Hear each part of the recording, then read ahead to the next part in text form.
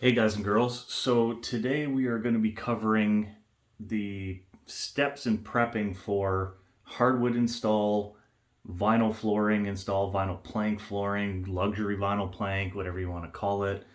Um, Includes laminate, ceramic tile, basically any kind of flooring. It even includes replacing carpet with carpet. This is going to be the steps to get the most out of your install and make sure that everything goes smoothly from this point on. We're going to try to keep it concise. And remember, any of you guys and girls can do this. Just takes a little bit of knowledge and usually takes the right tools, but you can kind of fudge your way through that too, and we're going to show you how. So in my case here, we've gone and done it, and we're going to put 3/4 inch plywood, or sorry, 3/4 inch hardwood flooring. This happens to be oak with an ebony finish throughout this room. Now, the first thing that we're going to do is we're going to remove the baseboard so that it makes it easier to remove the carpet. All you're going to need is a utility knife, nice sharp blade on it. We could actually probably snap that end to get a better point, but I think it's going to work fine. And we're going to remove this trim. Now you can see that I've put some tape here. So for the meantime, I'd like to put the trim back until we actually do our permanent trim. I don't want it looking unfinished. In the meantime, we're just going to throw a couple nails in it and get it back in place. So without further ado, all we're going to do is go along and we're going to score the top. Because if this trim was installed correctly,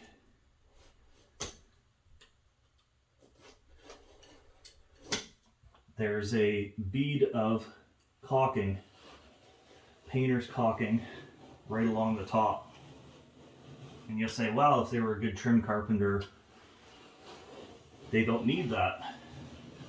Well, I'm a pretty good trim carpenter, and I can make up for a lot of mistakes in drywalls, in framing, and all that kind of stuff. But unfortunately, it doesn't make up for everything. And I mean, you could try to do it with about 1 billion nails to try to get everything super, super tight. But at the end of the day, you need that bead of caulking in there.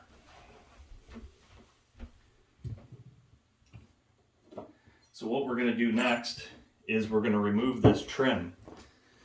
Now, most common form of pry bar is one of these. The problem with this is it's very thick. You're going to damage the wall. What you need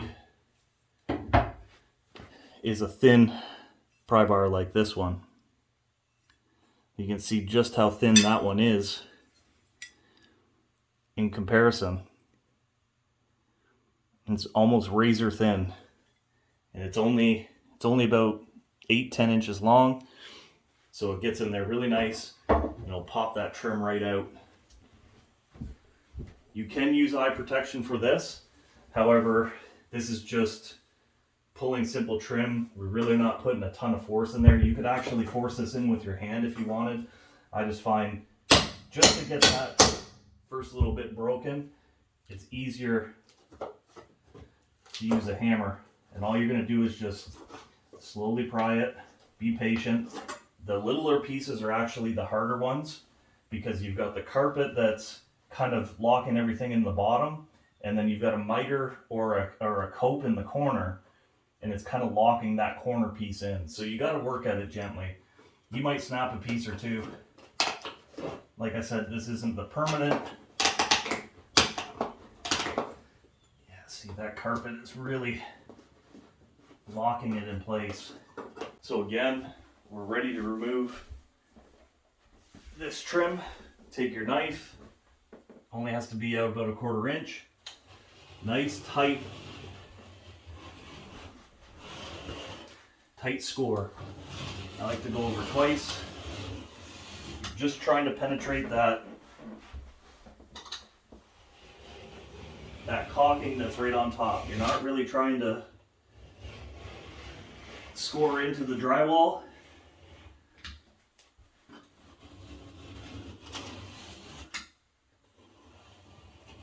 You gotta watch, because sometimes that blade will wander. A lot of times you can actually feel that trim starting to separate. So again, take your small pry bar, couple little taps. Doesn't have to be anything too much. Get that end going. Once you have that end going, try to get it above the carpet or whatever flooring is on there, and you can go along. And if you really want, you can take this bigger pry bar and use it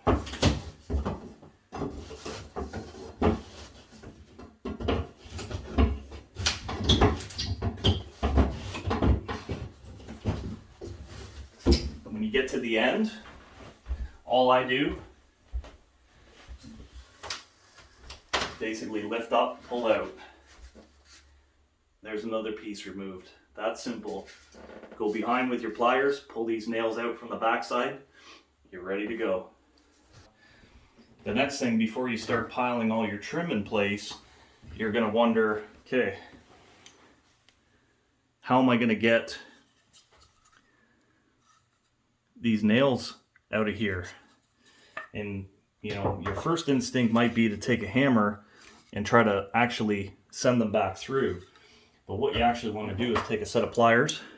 You can take just normal pliers. You can use linesman's pliers if you got these. They got a little bit bigger head on them. You can even use a set of vice grips if you want. The vice grips are kind of nice because they'll actually grip on and then you can pull them out. But in most cases, just a normal set of pliers. Just grab them, rotate, out she comes. There's the nail removed. Here's another one. Grab on, rotate, out she comes. The nice thing about that is no holes in the surface. Those are paint marks. So you can go ahead and slam this trim back in, no issue. And remember I was talking about caulking? Look at all that caulking. Look at the thickness of that. That's how bad the wall, it was out of square at the bottom, or they didn't mud it properly. So painter's caulking is your friend.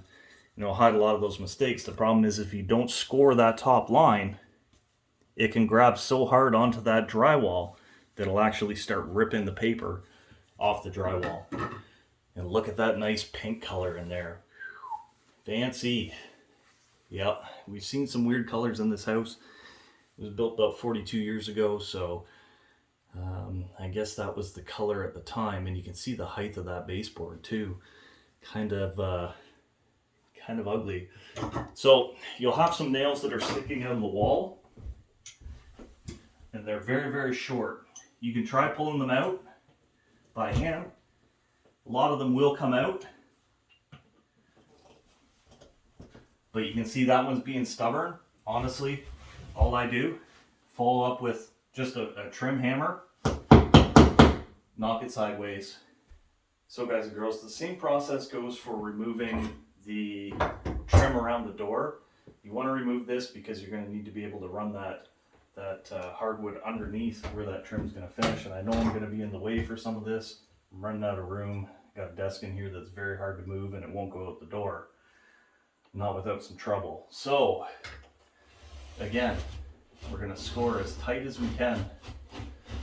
And there will be a lot of caulking on this because this is original trim. Again, I apologize for getting in the way. But I know you guys and girls come here for the content, not for the quality of my recording and the video. You guys and girls just want to know how to do it. So I will caution you that with a lot of this older trim, this solid trim, not MDF trim, or basically particle board trim, for a better lack of a word, they like to nail in this way or sometimes down.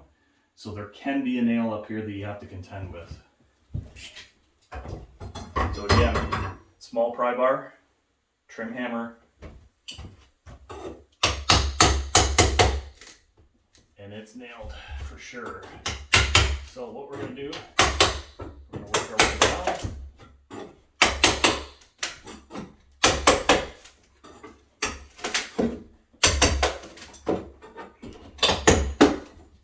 Again, apologies for getting in the way. Idea. What you can do is you can run. If you're finding that you're getting a little bit of tearing here, you can take your knife again and score down this side. Mine, it really doesn't matter. There's so much paint on there. We're going to end up replacing these doors anyways. But you can use the shorter end to try to pry, because these are big nails compared to what we were dealing with back there. So now that we've got it a little bit loose, we're just going to slowly work our way up. And there we go. So actually no nail. So we did pretty good. So do the same thing around this door. You'll have no tear out here. Put your new trim on, off you go. Okay guys and girls, the next step in this journey is to remove the carpet. We're at that point now. So very simply, pop this out, put it to the side. Very rarely are they screwed in place.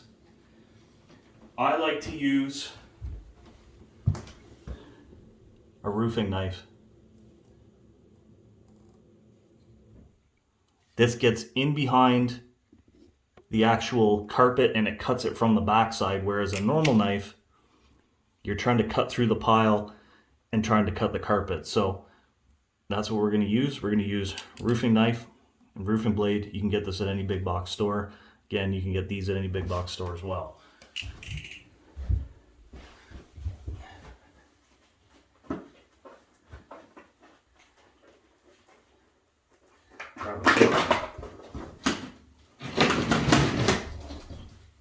Wheel it out to a certain point. We're going to try to take about half of this carpet in at this time. Again, roofing knife, get it started underneath on the back side of the carpet, and that's all you're going to do. See how easy that cuts? And if you do it properly, it'll actually stay engaged with the back side of the carpet.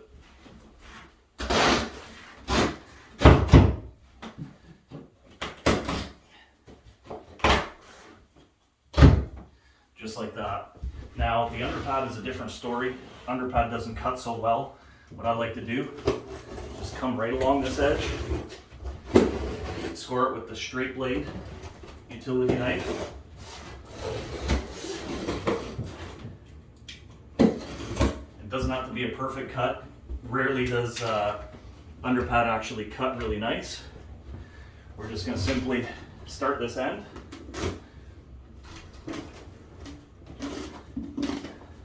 Get out of the way here so that you can see it better. And we're simply going to start rolling. The nice thing about this, except for there's splices in the carpet pad, is that you're rolling them both up together. It's pulling itself out of the staples.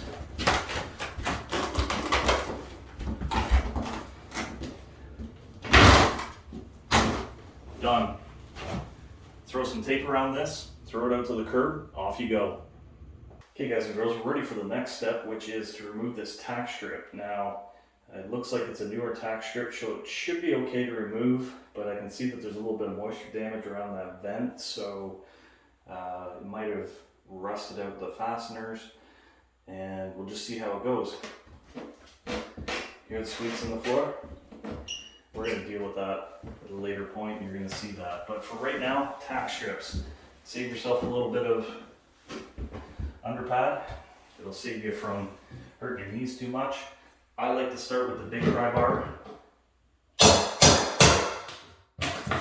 just to get them in. And after that,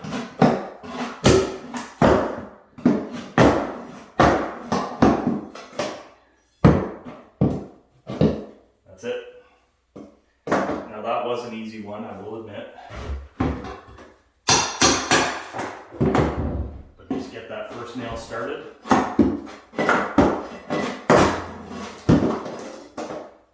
Just like that. You can use the smaller bar if you're having trouble getting under there, but that's really what you need right there. Tack strip removed. So we're back, guys and girls, and we're down to what I consider one of the worst and tedious jobs to do in order to prep for the next flooring, and that is to remove these staples in the floor that we're holding down the underpad. Now you can see these ones here, they were likely from the original underpad. They could have been from the new underpad tearing through, but there's a lot of clean staples there, so I don't know. The proper thing to do is to remove all staples, even if you're putting in new flooring, because you never know. You never know. You might be the one that's actually putting in the flooring again after that, and it's a tedious job. So what we're going to use is just a flathead screwdriver. This is a large flathead number 3 screwdriver. This is actually a demolition type screwdriver, metal end on it. It doesn't make a difference. The only reason why we're using the demolition type screwdriver is it's a little bit more durable, and we're not worried that if it gets damaged compared to our good screwdrivers, which we obviously need for precision purposes. So all we're going to do is simply place a screwdriver under there, pull up, and they should pop out. The ones that still have underpad on them, same thing. Now, if you get into a difficult one, like this one here, where it's still in, you can pull it out by hand.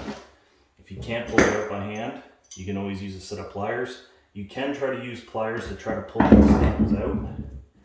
I just find you end up pulling up mostly underpad. They're okay if there's an exposed one like that, but I prefer the screwdriver method.